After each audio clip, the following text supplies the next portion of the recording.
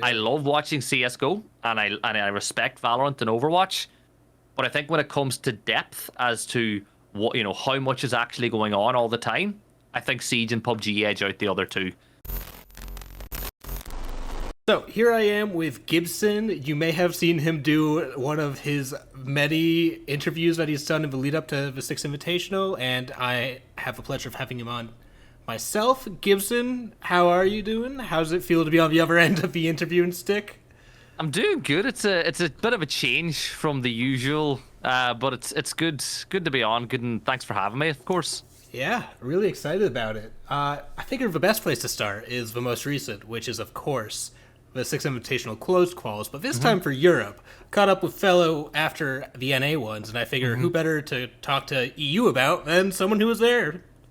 Yeah, I've met fellow before as well in Charlotte, so he's a pretty nice guy. So Yeah. you definitely picked a good one to speak to. Yeah. I guess Secret making the run through. I've been watching the VODs back because it wasn't the nicest time zone for myself, but they had quite the run, and there's a bunch of narratives with this team in particular. What do you think about Secret making it through to the major, especially over the Titans like Outsiders?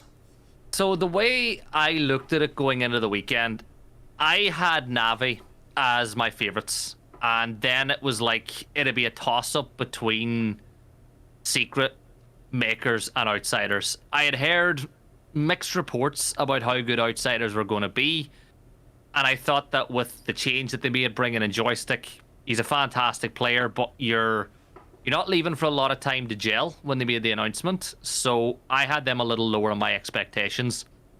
Secret, for me, I really liked the roster, and I love their coach, but it was like I wasn't sure how they were going to go in, because obviously they had 3 pretty bad stages in the EUL. But I think after the first map that I watched them play, I was like, right, these guys actually look like they're the real deal, and they've had time to scrim and practice. So I'm delighted for them. Look, I absolutely love Kendrew. Some of my favorite moments watching invitationals and majors involve seeing him on camera and the passion he brings. Obviously, Astro is a story and a half on its own. He beat Cancer this year, went up through the tiers. Now he's going to an SI. You've got Sleben, who's phenomenal. And then you've got 2 other players who've came up through the tiers as well this year. Obviously, Grubby came through. And then another guy I love, Savage. He's another player I have a lot of time for. So I'm really happy they made it. Yeah. And I think it's especially exciting because, Kendrew's been at the top before. So this is kind of like his revenge arc, if you will.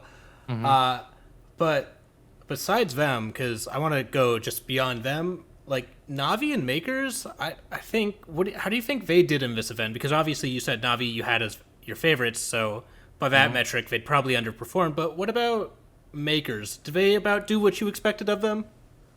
I actually thought they were going to do better going into the game against Outsiders. I think they easily could have won Cafe if they had have cleaned up a few things, and they could have been in the final. I like Makers, but I think that they're a little bit Jekyll and Hyde. We saw them play phenomenally in Challenger League in the groups, and then playoffs came and the wheels started to come off a little bit. I didn't want to rule them out because they've been to SI before. They had a core of 3 players that I think are phenomenal, and Gemini, Aqui, and Lolo. I like the additions, so I thought, you know what? Let's not rule them out just because they're a tier 2 team. I was a little disappointed in how they went out, but I think they can be proud of themselves. It was still a very good year. Yeah. And then Navi, when I was watching Fresh's rebroadcast of the NA closed quals, he got on the topic of Navi and said, like, Leader is a very, very good pickup.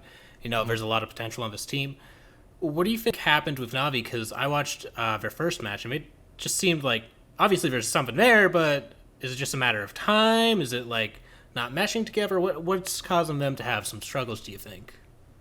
I think, obviously, losing Nath so close isn't going to help. You decide to pick up Jags, which is a pick I adore. Jags, to me, was the best tier 2 player who wasn't playing in tier 1 yet. So I really like the pickup.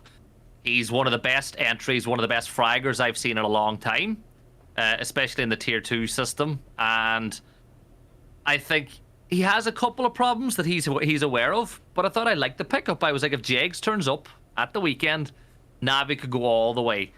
But you look at the way they played, Jags at times wasn't really playing operators that I don't think suited his style of play. Leader, I agree with Fresh. Leader's the best bomb chassis player in Europe. You put him in a 1vx and around the bomb chassis on defense, he'll clean up. You know, he's one of those players that you always back. I just think that for some reason, I don't think they had enough time to practice, and maybe the way that they played, they'll look back and they'll have a lot of regrets. Navi was the biggest letdown for me because, again, it's a team I have a lot of love for. A lot of those players came through the UK scene, the tier 3 system, and it hurt to see them as the first team to go out. Yeah. Well, with EU close quals ending, we now have the complete picture of who's going to SI and who's not. And with that, the groups have been released. So I wanted to get your thought on the groups. Just with the SI coming out, this will be out before it starts proper. Who do you think are the winners and losers of these groups? Because is there even a group of death? I've heard some people say there isn't. Group B is the tough one for me. You look at the teams that are involved. I think the groups are pretty fairly distributed other than that. But if I'm in Group B, I'm thinking it's going to be a tough one, because even though people are going to say Dire Wolves are probably the poorest team in Group B, it's a free hit. Getting to SI is the win for them in the first place. So anything they get out there's a benefit, which to me makes them dangerous. There's no expectations. Teams might underestimate them, and they could catch a couple of people sleeping. Overall, you're going to get some very, very nice matchups. Group C in particular, I love some of the matchups we're going to get. You know, CAG in there, me, Whippet, a couple of guys. I could watch them play all day just because they've got the most mental style of play that you can get. But I like Group C. I like Group A. For me, it's going to be maybe slow for some teams getting started because there's a lot of changes. G2 obviously have a few new pickups. I have no doubt that they're going to make it to... I think they'll make it to the stage on the Friday. But it might be a slow start from you. You bring in a new player in Benja, very different player to what Citizen was. I think Sonics maybe will start running because Citizen coming into the role... I don't think they have as much change of maybe roles as what G2 might have. And I'm obviously excited to see Koi. You know, I'm good friends with one of the analysts, Tristan. I love the players in that team. I think they had a really bad stage in stage 3. They know that they had a bad stage, but I think that they're coming into this one locked in. Yeah. Well, talking about G2 a little bit, because I think they're probably one of the most interesting rosters coming into this event, just from a outsider perspective of you lost a big piece. You're having to rebuild, not just we lost a support player or something. You lost Citizen. That's a big loss. And, Benya's obviously talented, otherwise he wouldn't be there, but there's been this whole discussion of, does G2 really need another star player, or do they need something for the back end? Coming in, I think they're in a very interesting place. What do you think? So, I think everybody's a winner in that trade, except for Heroic. Heroic are the big losers losing Benja. I think that a change of scenery for Citizen is going to be huge. I spoke to Super. They couldn't really say no when a player of his caliber becomes available. Yeah. But then you got to think about G2 as a whole. Citizen had that team on his back for a while. He really was a big part of this, the success that G2 had in down years. They're not quite the G2 that we had in the past. But I think the time was right for him to go. So you're losing a player like Citizen, vastly experienced, but he plays a very different role than Benja. Benja likes to get aggressive. He likes to get up front and in people's faces. And I think with the other players G2 have, that could make them very fun to watch. Because obviously, you've got Alamau, you've got Doki, you've got Citizen in there, you've got Virtue playing as well.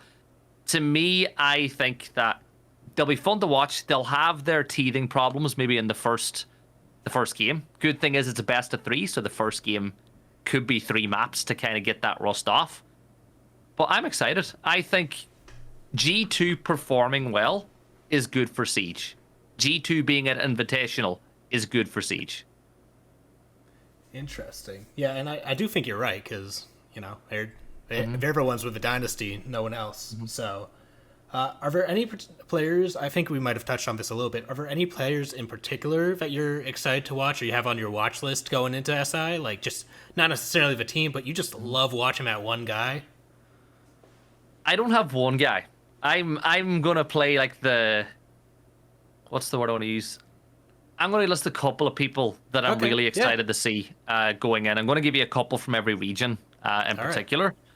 So in NA, the easy answer would be to say Citizen, to see how he performs in that team. But I want to see how Geo does on Sonics again. I think that's the best pickup Sonics made by a mile.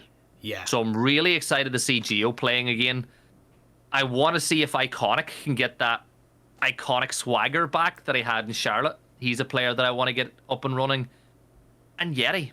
I think Yeti going to SSG is like another very underrated pickup. I think Yeti did phenomenally in stage 3 for SSG, and I think that having someone with the experience he has, playing multiple lands in the past, I think he feeds off the energy. And if they get to the stage again and the crowd's there, I think that he could feed off it. So they're my NA picks. Yeah. EU. So once again, the easy answer would be saying like Spoit, Jaiko. They'd be the two easy answers. Yeah. But to me, I love Efak, whichever way you want to say his name. I think he's a massive part of their success. I think if you actually watch the way he plays, he is so good. He senses danger all the time. He's mechanically gifted, so he can win his 1v1s. So Efak, I really can't wait to see what he does. And I'm going to go out of left field for my next pick. And I'm going to say Sloth going back to Heroic. So I think letting go of Sloth at the time was a mistake by Heroic. I don't think that's... Like, if I was in charge, I wouldn't have made that move. Now, once again, I don't know what's going on behind the scenes, but Sloth, he's just come out off the back of playing, a tier 3, tier 4 league in UCAN in the UK scene. I want to see if he can adapt to playing tier 1 again quickly, because Sloth, again, I think was not the problem at Heroic, and I want to see how he does. And if he can kind of go there and say, you made a mistake dropping me, you never should have done it. Yeah. And APAC, Onigiri, as always, I love watching his style of play. I'm going to go 2 CAG players. I want to see Onigiri and Anatun. Anatun's just so much fun to watch. I just spoke to Astralis, obviously speaking to Shuttle, and he said that he thinks that Forest is the best Monty player in the world. Ooh, that's a gauntlet. So, with those two playing each other, I really want to see the Anatun Forest matchup, and if we're going to see much Monty as well. And then Latam, right, Cyber. I'm going to go for Cyber straight off the bat. And then the new phase pickup.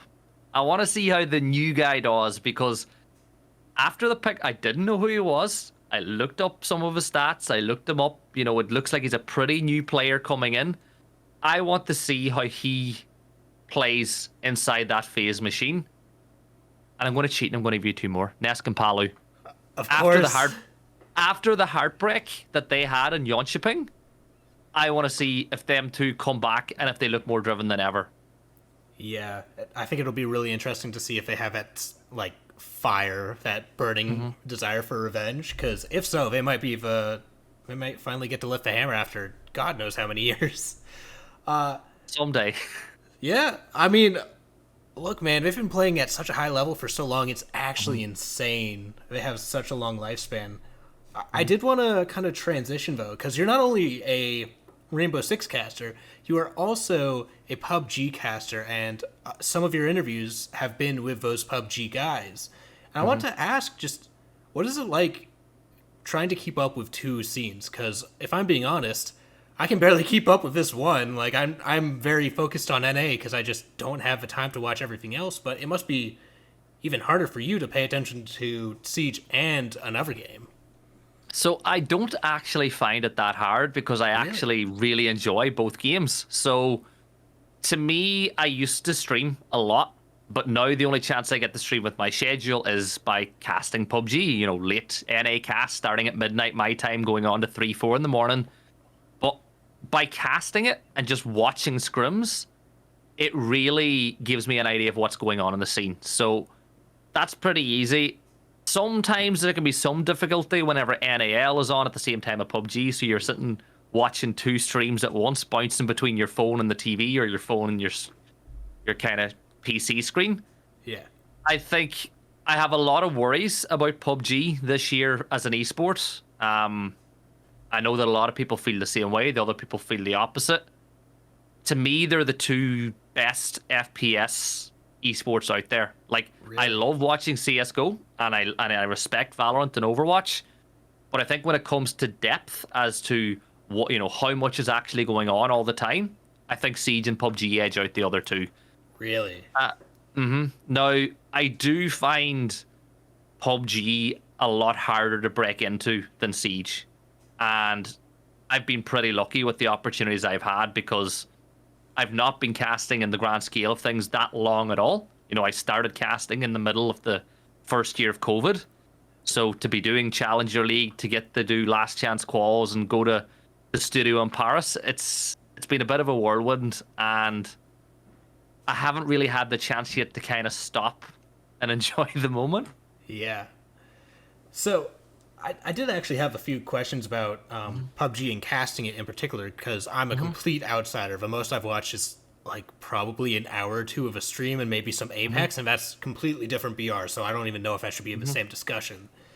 How do you cast a BR, and like how does that change from how you cast Siege? Because I imagine it must be a lot more chaotic, at least at the start, right? So in Siege, there's a very different pacing. So Siege, you've got your prep phase, little bit of early game, mid game, action. You know, it kind of goes in that little, you know, peaks and troughs all the time, and every single round's different, and every single you know, attacking lineup, defensive lineup changes on the fly. So when it comes to casting that, your pacing's different. When it comes to a BR, think of the early game like the prep phase. Okay. So on a BR, you've got, say for example, PUBG, you've got 16 teams. Teams don't drop in random locations in PUBG. Oh.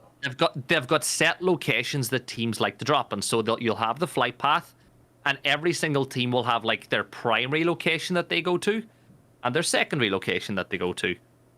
Usually teams don't drop in the same location as another team unless they want to like flex on them. So in the early phase, really what you're doing is you're checking to see if those teams dropped where you expect them to. Then you're looking at the zone. So if the zone shifts, you're thinking, right, this is where all the teams are. They know roughly where all the other teams are as well. So they're starting to think about where they need to move. Okay. So if the zone's up to the northwest and you drop at the southeast, do you go, right, I'm going to move early. I know that all these teams are in the way. I know where they like to normally move, because there is VOD review in PUBG. Teams study where other teams drop and where they go to. So you're building the story of what could happen. So the early stages of PUBG is what could happen. Then as teams start to move, as the zones get smaller and smaller, you're talking about what's happening. So, you know, did what you expected to happen happen? Are teams making the move that they're doing? And then just kind of explaining why teams are moving the way that they are. And then as you get to late game, then you get into the Siege style play-by-play. So then you're starting to do proper play-by-play like what you would do in Siege. So it's gunfights, movement, you know, nades, little intricacies like that. So late game PUBG is very similar to Siege. And early game PUBG, if you treat it like a prep phase, is very similar as well. Interesting. I love how you make those connections, because that's I wouldn't think of it that way, but like it makes a lot of sense all of a sudden. I'm kind of curious about a common critique of Battle Royales when it comes to esports has always been the RNG of it. You know, oh, I got a carbine instead of an assault rifle, or I got a sniper instead of an SMG. Is that really a factor when it comes to the competitive side of things, or is loot less randomized for these tournaments? RNG has, in my opinion, a very little impact on PUBG. I think that it's something that maybe people who don't play comp at the highest level, and even myself before I got into casting would have said, oh yeah, the RNG of PUBG makes it very difficult. The loot in competitive PUBG is significantly higher. So you can drop at a smaller compound and get everything you need. Okay. Players at the highest level, they can tend to use any gun that they get, any AR between the top 2 or 3. It just depends on what mood that they're kind of in at the time. So I don't think it has that much of an impact. It can have a little, but because of all the study and all the prep these teams do and the thousands of hours they've put in, the zones shouldn't surprise them anymore. There shouldn't be any too many factors. Everyone should have their plan A, B, C, D. So not anymore. A couple of years ago, yes, RNG had a factor. Now, not so much. Okay, cool.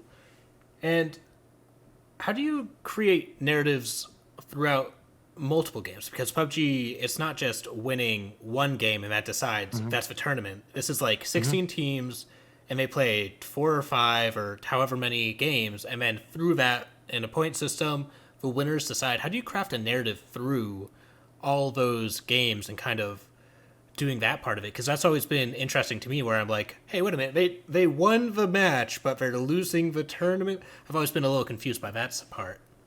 So in PUBG, the points are hybrid of kills and placement. So Okay. 1 point per kill, 10 points for a win, 6 points for second, 5 for third, 4 for fourth, so on and so forth, down to 7th and 8th, which get 1 point each. So there's your placement points, there's your kills. The best teams are always placing high and always getting loads of kills as well by making smart decisions. When it comes to creating narratives, for me, first off, it is who's in the lobby. So for example, if it's an NA cast and it's only NA teams, you look at who's in the lobby. You look at what tiers each of the teams are in. So the narrative for every single team is different. So for the likes of the XE United roster and Sonics and Wildcard and the teams that are at the top, you talk about that narrative. These teams vying to get to the top. You talk about their drop spots and how they play. Then for the teams in the middle, it's a different narrative. It's they're looking to breach into the top 4. So, what are they doing to improve? And then for the teams at the bottom, it's similar again. How are they going to make that next step up? So a lot of your storytelling comes from the teams themselves at the start. But then over a tournament, you can build your storylines then based on which teams keep bumping into each other, which teams keep causing fights, which teams can gatekeep who, because there's a lot of that in PUBG. There is a lot of gatekeeping at tournaments. So those are the sort of narratives you build. And then you've always got the narrative of if a player played for Team X and now they're playing for Team Y, you keep an eye on the kill feed for that sort of thing happening. I think with your storylines, usually if it's something you find entertaining or something that you think is entertaining, chances are the viewer will as well. I think if you try to build a storyline that you're not that into, chances are the viewer's not going to be that into it either. Never be untrue to yourself and build your storyline based on stuff that you're excited about, because chances are the viewer will feed off that energy as well. Cool. And just to close out, because I don't want to take too much of your time, and we're coming up at 25-ish minutes, I want to close out with 2 questions. One, just lightning round. Who do you have winning the 6th Invitational and the next big PUBG tournament? You put me on the spot. Yeah. I'm listing. I have 4 favorites for SI. Okay. Right, and I can't pick BDS, Koi, Sonics, and Team Liquid. They're my 4 favorites going in. Could change. You never know. It's crazy. But they're the 4 that I think that are best positioned to win. For PUBG, the next events are regional. So I think in NA, it's between, as of right now, it's between the XE United roster and Sonics, because that's what it's been for a long time. EU, it's probably going to be, I'd like to see Navi go back to back, because they just won the PUBG Global Championships that were held at the end of last year. And in APAC, it's just so hard. It's so hard to know in APAC. It really is. Is APAC a strong region in PUBG, or is it more... Oh, okay. Very, very strong. A lot of very good teams in Southeast Asia, a lot of very good teams in China. Uh, it's very difficult to name teams because, like Siege, we're having some orgs leave and some orgs are now free agents. But yeah, APAC's a pretty strong region inside of PUBG. Okay, cool. And then final question, last question. Any off meta operator or strat you think is really strong in Siege that you think no one is appreciating but really should? My go-to has been Echo Shoddy for this question, just because I think the Bearing 9's finally in a usable place again, and another shotgun on defense, especially after it just got buffed, it's got to be worth something. I wouldn't even say that that's off meta anymore because the Supernova's buff's been a pretty good one. And Yeah. when you use the shotgun now, you can make rotates now. You're more valuable on defense that you can do that. As you said, the Bearing 9 is more usable than it had been in the past. So I would actually say I'd like to see Maestro's pick rate start to rise again. I think his utility maybe is a little bit outdated. I think the Maestro cams not as good as they used to be. There's a lot more ways around it, especially with BPs in place. But his win rate's still pretty decent whenever he does play. So I would say Maestro on defense or on offense. See, I think in offense, everything is kind of in the way it should be right now. Yeah. Like any operators that aren't picked a lot are gadget operators, and they get picked, or specific strat operators. So you'll see, every once in a while you will see Fuse if he's part of the plan. You will see Sens if it's part of the plan for that round. Yeah. I know it's an awful answer to your question. I know it's not. No, I'm actually in agreement with Attack. It's a lot harder on Attack to just say a singular operator is like, oh, they're not rated properly. I mean, like Grim has like some systematic issues, which I think, give him some util burn and give him some util burn and some slight changes to his gadget, and he'll be another one of those like niche operators where it's like a Glaz or a Sens. You can have a purpose with this guy. But for the rest of Attack, I think you're right. Just all in a great place and has a purpose, which is what you want to see. You have to peak with Grim, though. That's the problem. If you want to use Grim's utility, you have to peak. And that really doesn't work when you consider you've got the likes of Ossa, who can just peak with the shield. You've got Monty, who can do the same job by getting intel. You've got Nomad. Yeah. I think Grim, if it was throwable, would be a lot better. But I think he's a long way off being fairly useful. But then again, I wrote I wrote a blog post about Grim because I was just like, man, this guy, I want to like him, but I just can't. And one of my things was like, make it safer to use the gadget. Just make it throwable, make it bounce off walls so that you can angle it without actually showing yourself, or it goes through surfaces so you can coordinate and it goes through a floor and then activates and someone else takes the fight. But I think it's just he's too dangerous right now, I think is the problem. But yeah. I think that maybe you might see a little bit of him now that the extended barrels got the damage buff, but still, if you want to use the commando, you're going to bring IQ because I think her utility is much more useful again. So yeah, especially with Valk coming up in pick rate again, so... Well, it's the pick rate for Valk's down to the ban. The ban's changing. There's a lot of overpowered defenders in the meta right now. So if Valk is available, you're going to play her because you've got Azami, incredibly powerful, Valk, Kaid, Mira. Whenever you're picking bans on defense, there's that many OP defenders now than there is OP attackers. That operators like Valk are going to start slipping through the net a little bit more often. Yeah, cool. And anything you want to say just to end? Anyone you want to shout out? Any of that? As far as shoutouts, just shout out to everybody who's helped me get to where I am today. There's a lot of very good people in Siege, and without them, I wouldn't be where I am today. I've said it before. People like Ian Chambers, Fresh, my Geo Whippet, a guy called Peak, has helped me a lot.